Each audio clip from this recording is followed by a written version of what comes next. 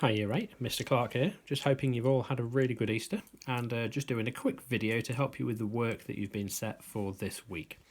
Okay, so what we're going to be looking at this week, actually for the next 3 weeks, is functions and graphs. And what we're basically going to see is that if we start with something like this, we're going to come up with a whole table of values, x's and y's, that eventually we're going to be able to plot on a graph. So we're going to end up with the picture of what a graph looks like. And there's loads of really cool stuff that goes on here. Now, what we've got here is y equals 2x plus 1. This tells me the relationship between y and x. How do I get to y? Well, I'm going to multiply x by 2, and then I'm going to add 1 to the answer. So, if we just move over here quickly, we've got one that I've prepared earlier.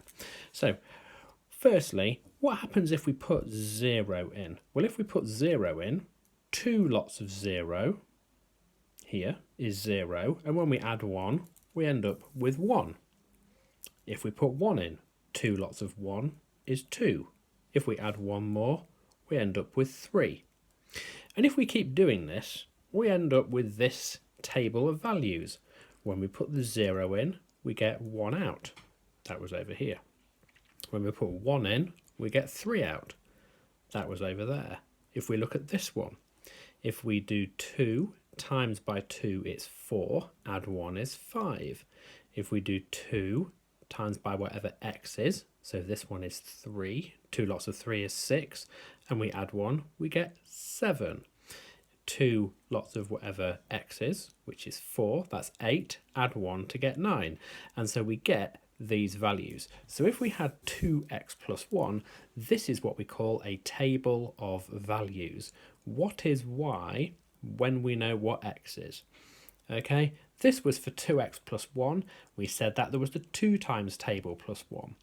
Just to give you a bit of a hint, the next one has y equals 5x plus 3. What that means is we're getting x, we're multiplying it by 5, and then we're adding 3. Okay, hope that's been helpful, but remember, swap in the number, do the calculation, and then literally write the answer down.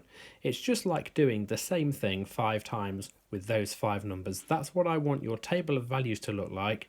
Okay, the only difference will be on the questions that you do is that your numbers on the bottom row might be different because your equations are different. Okay, hope that helps. See ya. Bye.